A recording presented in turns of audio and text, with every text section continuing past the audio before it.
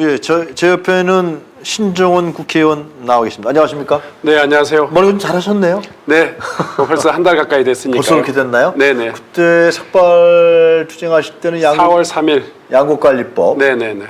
그 윤석열 대통령이 거부권 행사하기 전인가요? 바로 직전. 바로 직전에. 네, 근데 거부권 행사했습니다. 네네. 어떻게 평가하십니까? 참 파렴치한 일이죠. 네.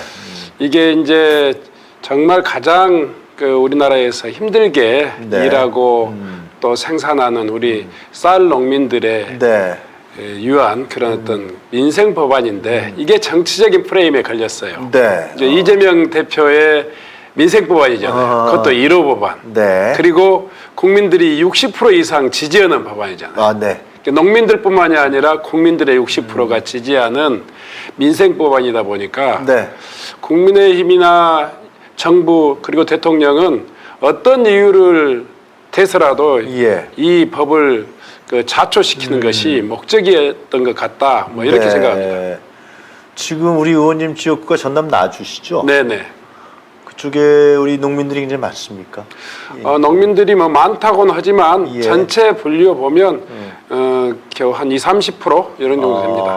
네. 지금 우리나라의 농촌 현실은 좀 어떻습니까? 농민들 현실은요? 농민들은 전체 프로테이가 5% 미만, 그러니까 한 250만 정도를 농가 인구로 이렇게 치고 있는데요. 예. 우리나라 전체 인구 중에서요? 예. 네. 가구 수로 보면 한 110만 가구. 예. 그 중에서 쌀 농사를 짓는 가구는 약 50만 가구. 네. 뭐 이렇게 보여집니다. 네. 그러니까 50만 농민들의 생존권이 걸린 문제이고요. 네. 또 한편으로 보면 5천만 국민들 입장에서 보면 하루도 없으면 안 될 그런 어떤 필수품이잖아요. 그렇죠. 또 국가적으로 보면 이 소위 말해서 분단 국가의 어떤 안보를 뒷받침하는 그리고 경제를 뒷받침하는 식량 주권이다, 식량 안보다, 뭐 그렇게 네, 나오는 네, 거죠. 예. 네. 근데 그 농민들의 그 경제적인 현재 현실은 어때요? 대개 도시민 소득의 60% 정도가 농민들의 이 소득, 농가 소득이라고 보여지는데 예. 그게 갈수록 지금 악화되고 있고요. 네. 또 그에 따라서 어려운 경제 여건 때문에 이제 이농하고 네. 그래서 농촌의 인구는 거의 뭐 마을이 지금 사라지고 있는 상황이죠. 네. 이제 뭐 면 단위의 아이들 출생아가 한 명도 없는 그런 정말요? 어떤 면 단위가 소위 말해 전국에서 50개가 이미 넘었고요. 예. 뭐 나주같이 혁신 도시가 있는 도시라고 하지만 네. 어제 제가 자료 보면서 깜짝 놀랐어요. 네. 출생아가 한 면이나 동에서 예. 5명 미만인 동이 예. 무려 15군데랍니다. 20개 읍면동에서 15개 네. 읍면동이 출생아가 예. 5명 미만이에요. 처참한 현실이군요. 네. 유치원이든 그 초등학교든 네. 중학교든 네. 머지않아서 뭐 사라질 위기죠. 그거 어떻게 해야 됩니까, 의원님? 기본적으로 국가에서 저희들이 어떤 일들을 해야 됩니까? 뭐 농어촌 지역이나 지방의 그 정주 여건을 개선하기 위한 직접적인 투자와 더불어서 농촌 경제, 지방 경제를 뒷받침하는 가장 효자 품목이 있습니다. 그게 바로 이 쌀입니다. 그러니까 지금 의원님 말씀은 우리가 식량 주권에 대한 문제, 식량 안보에 대한 문제, 네네. 그리고 우리가 가장 중요한 식량인데 그러나 농촌 현실은 처참하고 네. 볼 수가 없는 상황이다 이거 아닙니까? 그렇습니다. 예. 거기서 이 양국관리법이 이제 나온 거죠. 네. 근데 그게 이제 국가적으로 농민들만을 위해서가 아니고 예. 안정적인 식량의 그 수급은 네. 국가적으로 중요한 것이고요. 네. 또 그로 인한 2차적인 효과는 이제 농어촌이 지방의 중심을 이루고 있지 않습니까? 예. 최근에 우리 국가적인 그 현안이 되고 있는 인구 소멸, 지방 소멸, 네. 이것과도 상당히 그저 직간접적인 네. 그 영향이 있다 이렇게 생각하고 있습니다. 네. 자, 양국관리법을 윤석열 대통령이 거부했는데요. 네네. 앞으로 어떻게 하실 생각입니까? 그러면은 재개정해서 다시 또 제출하실 생각인가요? 아니면은? 예. 우선 양곡관리법에 대한 국민들의 여론이 네. 그 갤럽 여론조사에서도 60%를 네. 넘었단 말이에요. 예. 그리고 농어촌 지역의 여론은 더 그렇습니다. 네. 그래서 이 국민적인 어떤 그 정당성이 있는 법안이고 네. 또 취지이기 때문에 네. 이 취지를 닮은 그런 그 이 제2의 양곡관리법 그리고 식량안보법 이런 것들을 만들고 네. 이 준비해서 네. 또 다시 재논의를 해 갈 생각입니다. 그럼 또 거부할 거 아니에요, 두 사람. 물론 이제 정부의 소위 말 거부권 명분을 최소화하기 위한 네. 그런 노력도 함께 해 나가겠습니다. 국민의힘 의원들 중에서도 경북이라든가 그쪽 지역에 이 농촌을 기반으로 하는 의원들이 꽤 있지 않습니까? 그렇습니다. 그 사람들도 이거 반대하는 거예요? 지난번 1차 투표하고 2차 투표를 보시면 미묘한 차이가 있는데요. 네. 1차 투표는 기명 투표였어요. 공개 투표. 공개 투표였죠. 네. 그러니까 전체 그 국민의힘 의원 중에서 약 예. 20명 정도, 25명 정도가 기권 그러니까 투표에 참여하지 않았는데요. 그래요? 네네. 네. 이번에 2차 투표는 그러니까 이제 투표함 안에 들어가서 투표소 안에 들어가서 네, 하는 무기명 투표이기 네. 때문에 예. 그런 결과가 나왔던 것 같고요. 실제로 국민의힘 그 의원들이 또 이 양곡관리법의 취지에 대해서는 예. 동의하고 있습니다. 그래요? 그러니까 예. 농해 수위에 상임위에서요? 그 쌀이 처한 현실과 네. 해법 그러니까 이런 문제에 대해서는 강론에 대해서는 네. 동의하는데 네. 이 법안에 대해서는 뭐 그냥 그 당론으로 반대하고 있기 때문에 공천 못 받을까봐. 뭐 그런 이야기까지 제가 드릴 수는 없을 것 같고. 네. 아니 그렇잖아요. 그러니까 네. 법안의 취지에 대해서 동의하고 네. 그리고 자기 자신의 지역구가 대표성을 갖는다는 그 농민들을 대표하는 거 아닙니까? 네, 네. 그거에 대해서 동의하는데 그 농민들은 사실상 이 법안에 대해서 크게 흡족해하는 것 같지는 않은 것 같고요. 바뀌었다 그래갖고 그런데 그걸 거부한다. 아까 농민들이 좀 수정한 국회의장의 수정안에 대해서 약간의 문제 제기를 했는데요. 네. 저는 그 문제가 농민 대다수가 반대한다고 생각하지 않습니다. 그건 그렇습니까? 소위 말해서 3%에서 5%. 기준을 3%에서 5%로 한 2%의 정부의 재량권을 준 것인데 네. 어차피 이 법이 통과되면 3%에서 발동이 되고 5%에서 강제가 되기 때문에 네. 양곡관리법의 취지 그러니까 이 남는 쌀을 시장에서 격리해내는 그 기준에 있어서 약간의 유도리가 좀 커진 것일 뿐이지 네. 그 현장 농민들이 전체적으로 반대하는 것처럼 그 이야기하는 게 전혀 사실과 다릅니다. 그러니까 이제 문제 포인트는 의원님 그러니까 대통령 거부하고 또 국민의힘 의원들은 정치적인 이유로 하여튼 자기네들 공천권을 갖고 있는 뭐 사람 눈치 보는 게 뭐 맞는 얘기 제 말이 틀리지 않을 것 같습니다. 그렇다면은 그럼 앞으로 국회에서는 이 문제를 어떻게 할 것이냐라는 부분이 포인트 아니겠습니까? 지금 야당 특히 민주당 예. 의원들 중심으로 해서요. 예. 지금 내부에서 지금 그 소위원회를 만들어 가지고 네. 각기 의원들이 가지고 있는 이 법안에 대한 해결책들을 지금 중지를 모으고 있습니다. 예. 그래서 기본적으로는 이 양곡관리법의 첫째 조항인 그 과잉 생산을 방지하는 그런 제도적인 장치 네. 이게 필요하겠고요. 두 번째로는 쌀값에 대한 소위 말해서 이게 이전의 목표 가격처럼 쌀값 안정화 그러니까 정상화를 위한 어떤 기준 네. 관리가 좀 필요할 것 같고요. 마지막으로는 이제 우리 쌀 시장은 국내 쌀 생산량만 가지고 이 좌우되는 게 아니고요. 40만 톤이라고 하는 이 전체 소비량의 한 10%에 그 가까운 네. 소위 말해 수입쌀의 문제가 있습니다. 수입쌀을 어떻게 처리할 것인가 이 문제에 있어서 일본의 사례의 경우는 수입쌀이 네. 우리 나라의 한 2배 정도 되는데 네. 그 75%를 사료용으로 또 외국 후진국에 대한 원조용으로 사용하고 있습니다. 네. 근데 우리나라는 수입쌀의 98%를 네. 국내용으로 사용하고 있습니다. 그래서 이 문제를 또 함께 그 제도화해서 네. 시장으로부터 좀 더 네. 격리해 나가는 노력들을 해 나갈 계획입니다. 그러니까 제가 생각했을 때 정치적으로 봤을 때 또 이제 개정안을 내서 통과시키잖아요. 네. 또 윤석열 대통령이 거부한다. 네. 또 거부할 수 있을까요? 저는 윤석열 거부할 사람이에요. 근데. 대통령께서 국민 여론의 60% 이상 지지를 받는 네. 농민의 절대 다수가 지지하고 있는 양곡관리법을 또 2차 거부한다? 네. 지금 일단 예. 양곡관리법 논란 과정에서 네. 정부가 극구 반대했지만 인정할 수밖에 없는 것이 두 가지였습니다. 네. 하나는 남는 쌀을 이 생산 단계에서부터 조정해 나가는 그렇지. 것들을 정부가 인정했다는 거 인정했어요? 하나고요. 예, 인정했고 두 번째는 장관이 마지막 그 대책을 발표하면서 예.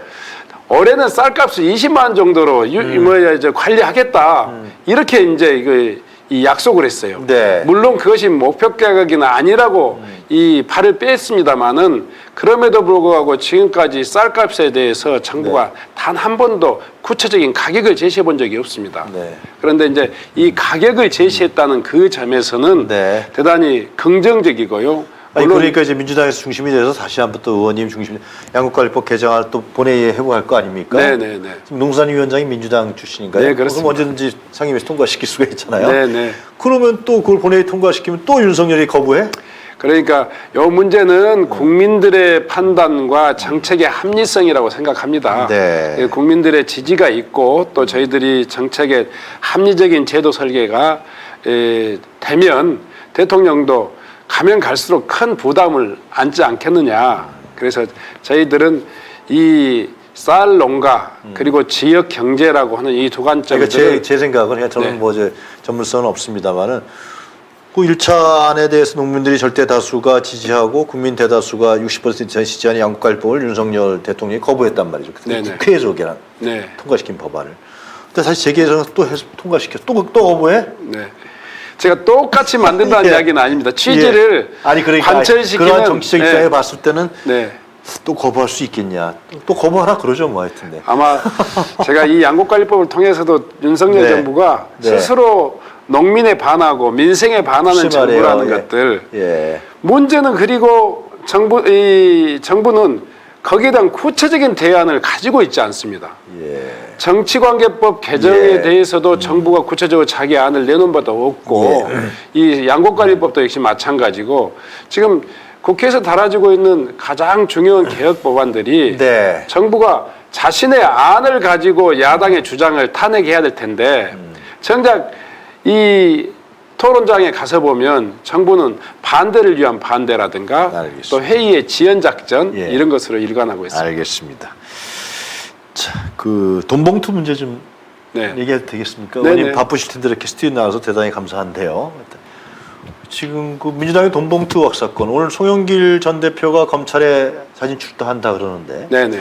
검찰에서는 그냥 가 우리 수사 안 할 거야 그러고 있단 말이에요. 네네. 이거 어떻게 봐야 됩니까, 의원님? 첫째 네. 이 돈봉투 사건의 발단이 네. 수사 과정에서 확보한 자료 아닙니까? 예.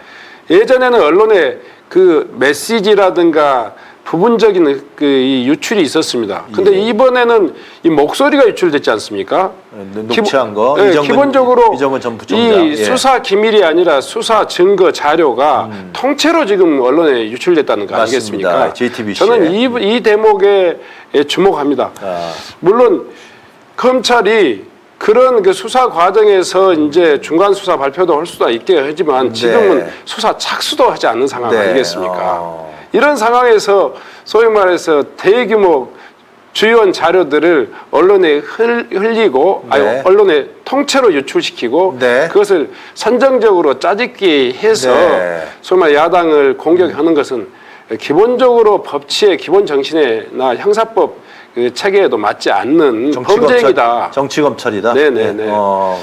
그리고 이제 그런 문제를 우리가 이 대하는 자세는 네. 진실에 있어서 우리가 책임질 건 책임지겠다 하는 그런 네. 자세를 가지고 이 문제를 이 돌파해 나가면 네. 얼마든지 이 우리가 해결해 나갈 수 있는 문제다 이렇게 생각합니다. 그래도 뭐 관행이었다. 네. 뭐 그 전당대회 때 밥값 주고 뭐 그런 건 있을 수 있는 거 아니냐. 뭐 이런 식의 좀 나오는 것 같은데. 관행했다 이렇게 이야기하는 것은 온당치 못한 이야기고요. 이미 이제 세상이 얼마만큼 진전되었는데 네. 야당 내부에서 그것이 일반적인 관행이다 이 이야기는 맞지 않는 이야기입니다. 맞습니다. 실제로는 이미 사라진 관행입니다.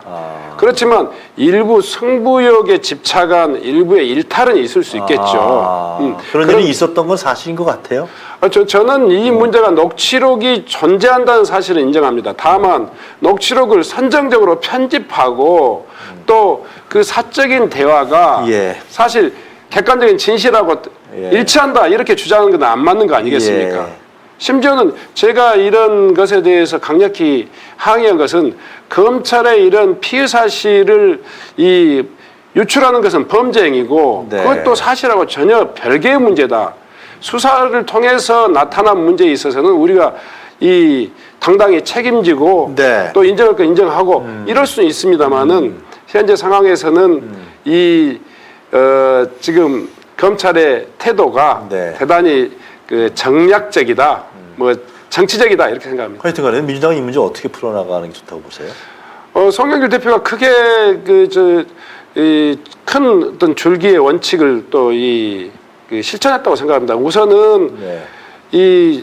본인의 책임을 일단은 이 전체적인 책임을 소위 말해서 통감하고 그리고 탈당하고 이 문제에 대한 진실을 내가 수사받겠다. 밝히는데 최선의 노력을 다하겠다. 네. 이렇게 이야기하는데 검찰은 또 수사를 또 일부러 미루면서 소위 말해서 돈봉투 논란을 오히려 소위 말 학대 쟁생산해 나가는 민주당에서는 자체 진상조사 안 합니까? 이번에 신임 원내대표. 신임 원내대표들께서는 주로 이 문제에 대해서 진상규명해 나가겠다. 네. 그렇지만 아까도 이야기했지만 3만 건의 소위 말해서 녹취록을 가지고 있는 예. 검찰과 네. 소위 말해서 진실 접근에 그야말로 큰 한계를 가지고 있는 당의 진실 규명이 기본적으로 한계가 있을 수 있습니다. 네. 근데 그런 면에서 진실 규명이 당에 의해서 완전히 이루어질 수 있다 이렇게 생각하지는 않습니다. 다만 그것을 밝히는 데 있어서 당은 적극적인 자세로 협조할 거고 또 그 문제에 대해서 책임 있는 것에 대해서는 책임이 질 거고 뭐 이렇게 생각합니다. 의원님 뭐 동네 사정을 더 잘 아시겠지만 저도 이제 주워 들은 얘기에 따르면 네. 상당히 이 문제는 민주당 내가 복잡하고 네. 여러 가지 얘기가 있고 또 이제 뭐 익명이 얘기입니다만 뭐 리스트가 돌고 네. 어떤 의원들이 연루돼 있다 이런 부분들이 지금 그리고 그 검찰이 갖고 있는 그 녹취록이 어떤 건지 잘 모르겠다 도대체 네. 알 수가 없다. 네. 뭐 이런 얘기 돌고 있는 건 또 사실 실제로 아닙니까? 제가 봤을 때 예. 그 녹취록이라든가 명단은 대단히 실체가 불분명하고 근거가 그래요? 없는 내용이라고 아니 근데 생각합니다. JTBC 나온 거 보면 아주 도표까지 돼 있고 뭐냐. 아니 뭐 아니요? 그렇더라도 예. 소위 말해서 그 녹취록에 비록 등장하는 인물이 있다 하더라도 네. 그 문제는 진실을 규명해 나가면서 드러날 문제이지. 그렇죠. 그것이 마치 진실처럼 맞아요. 흘리고 또 찌라시를 통해서 유포되고 예. 이런 이 확대 재생산 이 문제에 있어서는 굉장히 그런 방법은 온당치 못하다고 생각합니다. 알겠습니다. 상당히 예민한 문제 같기도 하고 검찰의 압박 수사가 들어오니까 당에서 대처하느냐는 자 마지막으로 우리 의원님 정개특위 간사하셨습니까? 네네 맞습니다. 선거법 개편 어떻게 되는 겁니까? 소송구제 계속 가는 거예요? 대선구제로 바꾸는 거예요? 어떻게 맨 처음에는 이 정개특위 우리 국민들 모두가 이제 비례성과 대표성, 다양성 네. 이 문제를 좀 해결하는 네. 정치개혁 법안이 좀 나왔으면 좋겠다 하는 것을 가졌고요. 우리 정개특위에서도 그런 목표를 통해서 토론을 쭉 해왔습니다. 네. 문제는 정부 여당입니다. 정부 여당은 개인적인 발언이든 또 여당 당론으로서든 단 한 번도 우리 당의 입장을 이렇게 아니면 그 여당 정개특위 위원회 입장을 밝힌 바가 없습니다. 네. 어떤 이유인지 모르지만 이 여당의 정개특위 방안은 소위 말해서 전혀 한 번도 구체적인 안을 내놓은 적이 없고 네. 야당안에 대해서만 비판을 하는 그런 기조를 유지했다. 민주당안은 어떤 겁니까? 대체로 이제 민주당안은 기본 정책은 비례성을 좀 비례성을 강화하자. 그러니까 소위 말해서 소선거구제가 가지고 있는 소선거구제가 가지고 있는 승자 독식 또 이런 이 구조에서 소수 정파라든가 또 그런 분들의 진출의 기회가 없지 않습니까? 그래서 연동형을 최대한 강화하고 전번에 해봤잖아요. 네네네. 위성정당 나타나고 막 그래갖고 제대로 하신 민주당도 거기에 하나의 주범 아니었습니까? 네네. 이번에는 어떻게 하시겠다는 이 거죠? 부분은 이제 권역 비례를 통해 가지고 권역별로 권역별 비례를 통해 가지고 또 연동, 준연동 이 방식을 통해 가지고 지역 균형 의석을 확보하고 그러니까 이 소위 말해 지방 소멸 시대에 대응하는 그런 어떤 정치 제도를 만들어서 그 소위 말해서 수도권이 지금 50% 이상 이제 대표되고 있지 않습니까? 그래서 전국의 지방을 균형 있게 의석을 배분하는 것을 목표로 하고 있고요. 두 번째로는 이 특정 지역에 있어서 특정 당이 독식하는 그런 어떤 그 지역주의 정치를 좀 해소하자 이런 뜻이고요. 세 번째로는 연동형을 통해 가지고 소수 정파의 어떤 그 정계 진출, 의석수 확보에도 도움이 되는 그런 제도를 만들자. 뭐 이런 것들이 되게 큰 윤곽인데요. 예, 그럼에도 불구하고 이번에 전원위원회 그 발언을 통해서 확인해 본 바에 의하면 뭐 국민의힘에서는 여전히 그 비례성이라든가 소수정파의 어떤 그 진출 기회, 지역주의 정치에 대한 어떤 그 걱정 이런 부분들이 전혀 보이지 않습니다. 그쪽은 아니 없어요? 그쪽은 대개 제가 보기에는 소선거구제를 통해서 뭐야 현재와 같은 선거제도를 유지하자 이런 게 기본이고요. 근데 윤석열 두 번째로는 연동형은 극구 반대합니다. 그 세 번째로는 비례대표 자체를 원천적으로 줄이거나 없애야 된다고 하는 그런 생각을 가지고 있습니다. 근데 윤석열 대통령이라든가 김진표 의장은 중대선거구제 굉장히 좋아하잖아요. 윤석열 대통령께서 중대선거구제를 한번 언급하신 적이 있었는데 김진표 의장도 좋아하지 않습니까? 김진표 의장도 정계특위의 그런 그 의장 조정안을 제출한 바는 있습니다만은 뭐 어떤 안입니까? 의장안은? 한 세 가지 안을 핵심 하나만 좀. 세 가지 안이 도농복합하고 중대선거구제 그리고 소선거구제를 기반으로 한 그 권역비례 이래 가지고 대개는 비례성을 좀 더 강화하고 또 지역의 이 권역별 비례대표를 통해서 지역 균형 의석을 확보하는 것하고 또 아까 이야기했듯이 김진표 의장안은 어떤 거예요? 세 가지 안을 세 가지 냈어요, 의장이요? 예. 자기가 혼자 다 하려고 그러나 왜 이렇게 많이 내? 그러니까 이 문제를 바라보는 스펙트럼이 다양하기 때문에 국회의장께서도 뭐 요 안으로 그 단일안을 가지고 고민이 많으시대요. 한 것은 아니고 다수가 동의할 수 있는 그런 안들을 한번 만들어 보자 이런 그 제안이었는데요. 여전히 정계특위의 시간표는 여전히 좀 제자리 걸음. 그러니까 의원님 말씀은 상당히 합의하기가 쉽지 않을 것 같다. 뭐 그런 말씀인 것 같네요. 그렇게 이해도 되겠습니다. 이렇게 어려운 거는 하셨는데 바쁘실 텐데요. 뭐 하시지 못한 말씀이 있으면 우리 시청자분들. 뭐 정계특위 말씀하셨으니까 마지막 말씀드리지만 이제 양당이 그 소선거구제에 대체로 이제 접근하는 그런 방식이지만요. 그럼에도 불구하고 포기할 수 없는 게 그런 비례성과 이 다양성을 강화하는 방안으로서 이 권역 그 비례대표제를 잘 활용하는 노력이 함께 병행돼야 될 것 같다. 뭐 이렇게 생각하고 있습니다. 의원님 활약 기대하겠습니다. 오늘 어려운 프로그램에서 대단히 감사합니다. 양국관리법 힘써 주시고요. 고맙습니다. 고맙습니다.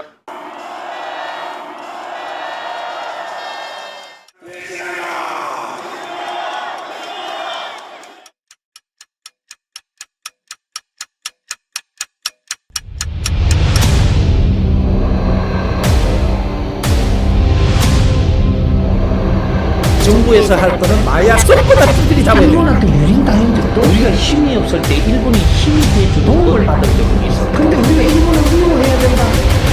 용산에는 용이 와야 돼.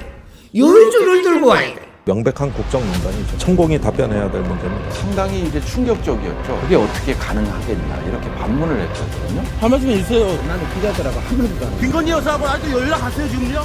국정 운영에 천공이 개입한다고 인과관계를 보고 한번 찾아보도록 하겠습니다. 좋아, 빠르게 가! 본 다큐 영화는 리오더 펀딩으로 제작됩니다. 3만원 후원 회원은 시사회 티켓 2장, 5만원 후원 회원은 시사회 티켓 2장과 영화 제작 포토 에세이집을 추가로 드립니다. 서울의 소리 유튜브 구독 회원에 한해 서울의 소리 유튜브와 서울의 소리 공식 홈페이지에서 다큐 제작 후원에 참여하실 수 있습니다. 서울의 소리 구독 회원 여러분이 대한민국 민주주의와 한반도 평화를 사수할 역사적 다큐멘터리의 주인공이 되어주십시오.